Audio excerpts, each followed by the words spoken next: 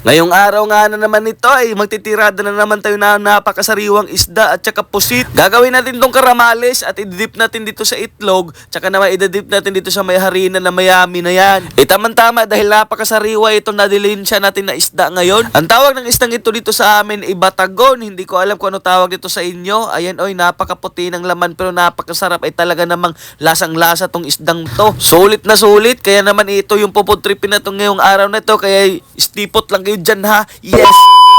Ay na nga mga kajam, no, may nadilin siya nga pala tayo ditong isda galing to kina mama. Ay napakasariwa kasi hindi sana namin to iba-vlog sa isip-isip namin. Parang sayang naman kasi napakaganda ng pagkaisda oh. Naka-fish pili na yan, wala na yung kaliskis. Yan, malinis na. Sabi ng asawa ko, sayang naman daw kung di daw natin ipakita sa inyo. Napakaganda daw ng yan napakalinis, no? Tapos yung mga buto-buto na yan, gusto ko sanang paksiwin, parang kaunti lang din kasi, kaya naman isasama na lang natin dito sa may karamales. Ay, kaya naman magbasag kagad ng itlog ito si Mrs. Binabati niya lang napakabilis niya magbate. Tsaka ilagay naman natin dito tong crispy fry. Ayan, di ba? Siyempre, partner in life and partner in crime. Crispy fry, ever stay. Yan. Tapos maglagay din natin tayo ng konting paminta dito sa itlog para naman may lasa. Pero hindi na kami naglagay ng kung ano-ano pa kasi magic sarap kasi may lasa na yung crispy fry. Baka umalat lalo. So ayan, ilalagay natin kagad itong pusit. Ayan, ididip natin dyan sa may crispy fry. Tapos isit aside naman natin. Pero ito lang sa tabi niya. Ayan, ayos na yan. Kahit di naman na masyadong yan. May lasa pa rin yan kasi may crispy fry. Malasa na talaga yan. Diba? Paulit-ulit. So ayan, yung isa naman, itong isda naman, idip natin dito. Sabi na kasi magbisaya lang kasi napakahirap naman talaga Tagalog. Nakakaintindi naman ng Bisaya yung mga Tagalog kasi kailangan na nilang mag-intindi ng Bisaya kasi nationwide na tayo mga Bisaya, di ba? Ayun, ayos na siguro yan. Nadip na naman siguro na lahat, no? So, kaya na magbukas na tayo kagad ng kalan. Sisindihan natin kaagad. Maglagay tayo ng mantika dyan. Pagka nalagay mo ng mantika, syempre, pag mainit na, napaka-basic lang naman ito. Hindi ko na kailangan siguro ikwento to Kasi kahit di ko na sabihin, alam nyo naman kung paano to gawin, di ba? Ang gusto ko lang i-flex dito, yung isda napakasiriwa kasi bihira to pag nasa mga mga syudad, sa mga malalaki na syudad. Bihira to mga ganitong isda na napakasariwa. Kahit sa mga mall, walang tindang mga ganito kasariwa. Ayan, makikita nyo. Kahit di mo na lagyan ng pampalasa, napakasulit, napakasarap pa rin naman yan. Kung napapansin nyo kung bakit si Ate Eran yung nagluluto, talaga namang pagod na pagod ako ng buong araw, guys. Buong araw ako pa ikot-ikot sa City of University. Dito sa Surigao City, talaga namang di na ako, kaya pagod na pagod ako Kaya sabi ko sa kanya, ikaw muna magluluto kasi kailangan ko ng pahinga ng buong taon. Kailangan ko ng pahinga ng 2 buwan. Baka naman. So, ayan, naluto na. Siyempre, nangangamoy na nga kami naman tamang higa-higa lang Pagkatapos namin maghapunan, siyempre, magpapahinga na rin kami. Kasi, siyempre, yun lang. Kailangan na yung pahinga. At saka yung mga buto-buto naman, sali na rin natin to. Sama na natin to. Kasi sayang naman kung itatapon mo, no? Tsaka hindi na namin nilagay ng crispy fry kasi naubos na yung crispy fry. Itlog na lang. Yung atay, ito napakasarap din to mga par sa mga hindi pa nakakatikim ng mga ganitong luto. Napakasarap yan yung atay. Tsaka yung mga buto-buto, hindi na rin namin nilagyan ng crispy fry. Pero ayos lang yan. Ang importante yung nauna, mayroon ng crispy fry na deep net. Napakasarap na yan.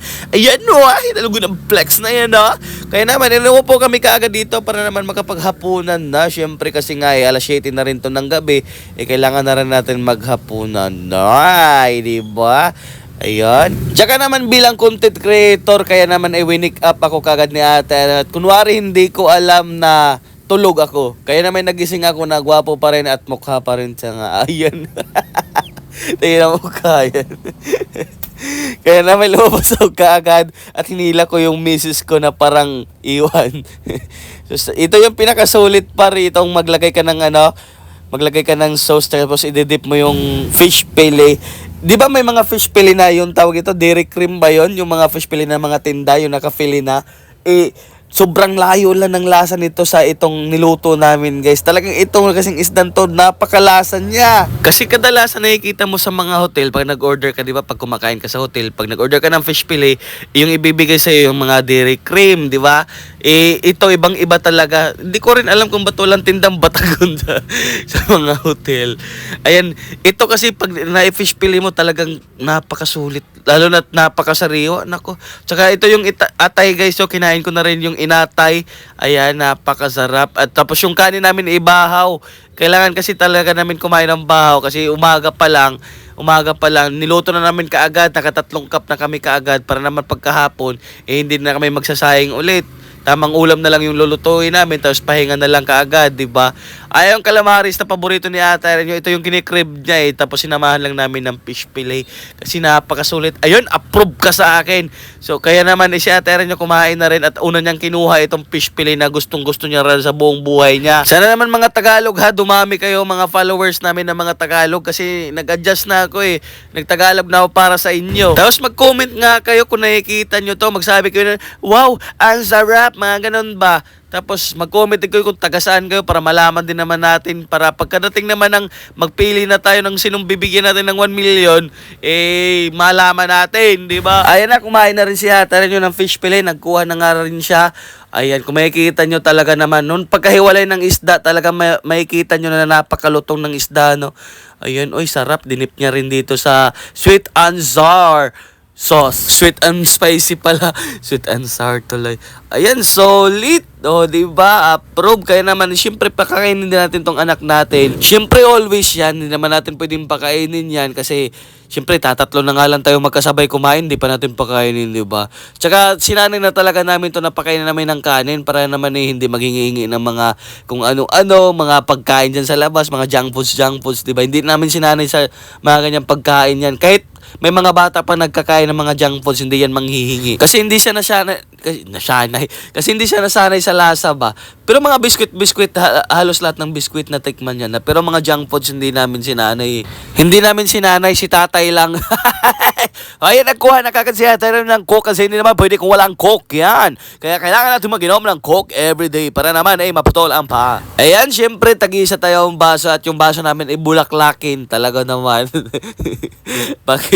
Bakit may flowers pa yan? Pagkainom natin, napakalamig ng coke galing pa sa freezer. Talaga namang, gumaganon ba? Yung parang patalastas ba sa soft drink sa coke na, At si Ate Ren yun na may kinikilig daw siya sa lamig at sa sarap ng coke. So yun lang, bye-bye.